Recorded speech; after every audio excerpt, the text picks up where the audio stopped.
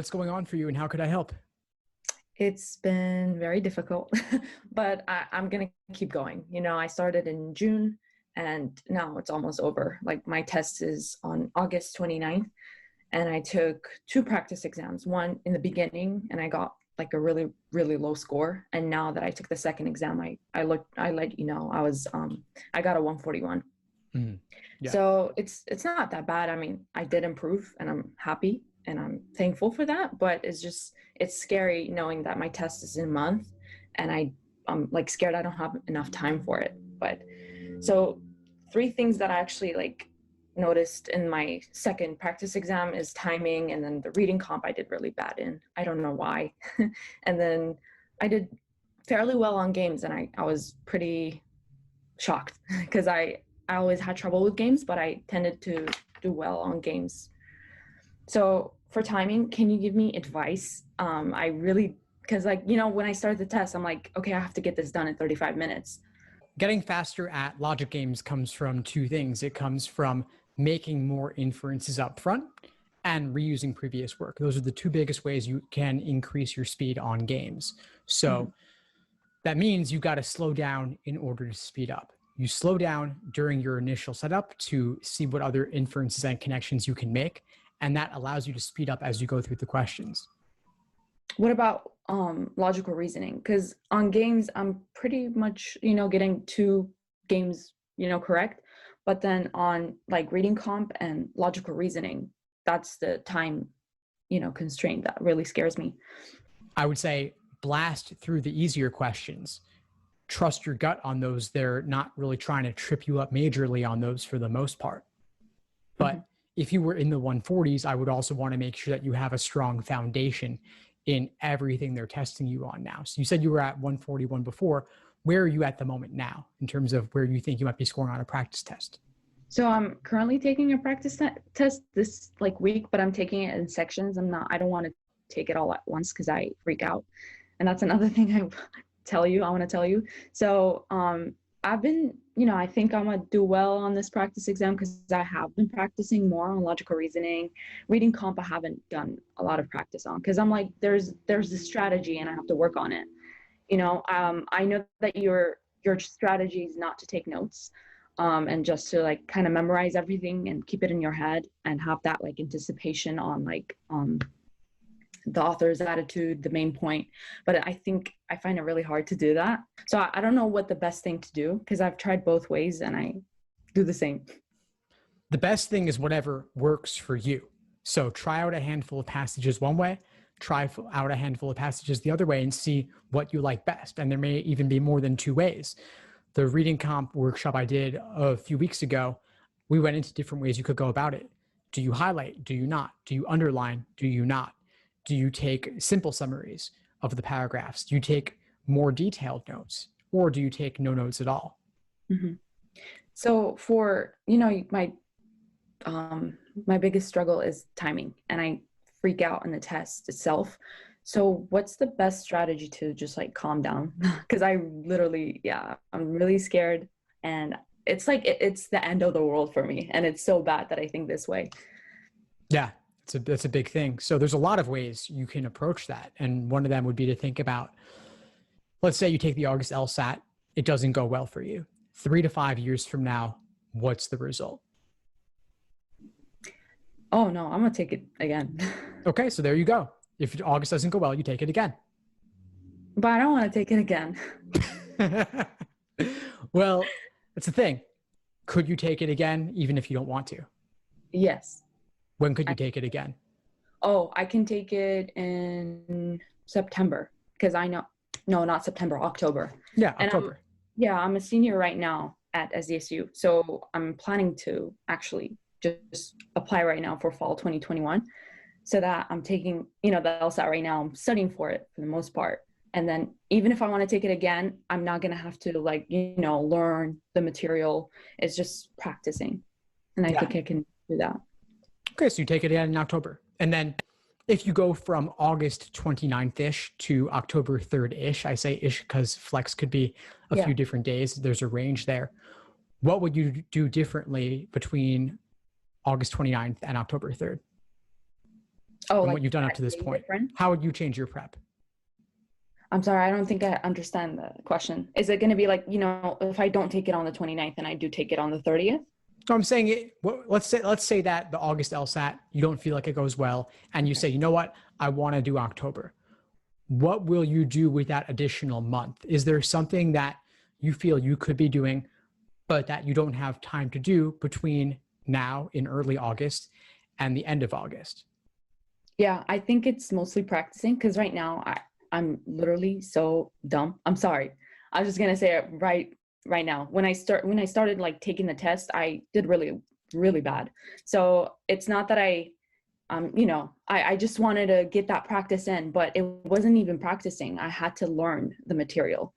So you know how you say it's a new language, and I had to learn that language. So I think I didn't have enough time to practice, but I had enough time to learn it. So like right now when I do logical reasoning, I'm thinking about the strategy, and sometimes I'm like, oh my God, I forgot how to do it.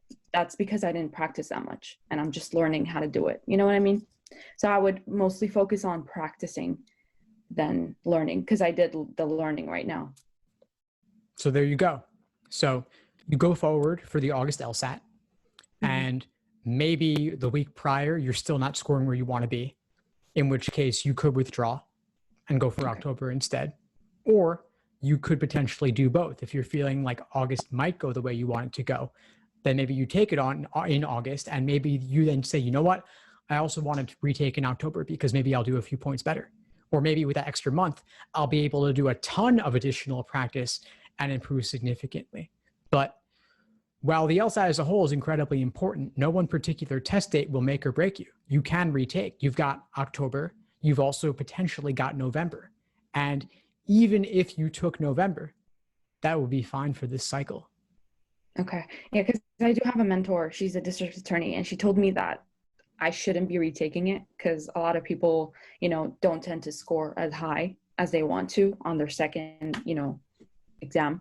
So I don't know what's right and wrong. I mean, I do hear from you and you're saying to retake it, and that's amazing. If like I'm applying, I don't want them to think like, oh, she retook it, she didn't do well the first time. You know what I mean? So that's what I'm scared of. But then you're telling me that it's not a big deal and a lot of people retake it. I So mean, I should. I don't want the district attorney to put me in prison. I don't think she has jurisdiction over New York, but I'm going to disagree with her on this one. And I'll say, Mhm. let her prosecute people. Let me talk about LSAT and admissions policies, because Okay. retaking is totally fine. People do Okay. improve significantly. And if you don't improve significantly, maybe it's because you didn't change your prep approach. But there are ways to significantly improve on a retake with another month or two. Even if you didn't change your understanding at all, through luck alone, you could do a few points better. And then if you studied a ton over that next month or two, you could do astronomically better. And law schools only take the highest score. So there's a lot of reason to retake. Okay. Okay. So I don't know, I think I have 5 more minutes. I'm gonna, take the time. Sure. For days, should I be saying, I know you said to take the time to actually set up like different scenarios or diagrams, you call them. So should I be setting them up? Because I feel like I'm wasting a lot of time. I'm like, you know what? Let me just dive into the questions. That's my main point. Like I get so scared of the timing. I don't want to even look at it. If you just dive into the questions, how are you going to approach them? So I write the rules down and then I just go based on the rules. It's so bad, but I actually do well. Like I don't mess up. Sometimes I do, I get like a few questions wrong, but then I'm getting most right. Just Well, you're based getting on. them right. You're getting high accuracy, but you have been asking me a lot about timing. Yes. So what's the problem with this approach? Diagrams. Well, the Like, problem is that you need diagrams, mhm. and you're not solving the questions quickly enough. Yeah. You're asking about timing, and we talked earlier about efficiency. Hmm. So, let's say, for example, if we wanted to do multiplication and we could say, what's 4 times 3? Well, that's 4 3 times. So you could add 4 plus 4 plus 4. Hmm. That's slow, but it's still accurate. Yeah. So accuracy is nice, but on a strictly timed exam like the LSAT, you need speed, which means you actually have to know how to multiply. And making inferences kind of like multiplying rather than adding. It's astronomically faster. Hmm. Yeah. The problem is that when I'm in, like the questions, like sometimes I have like grouping game on the first one. I haven't had a lot of practice with those. So I'm not sure if I'm supposed to do diagrams or not. So I just write the rules. I'm like, you know what? I'll just slow down on the questions and just take my time with it.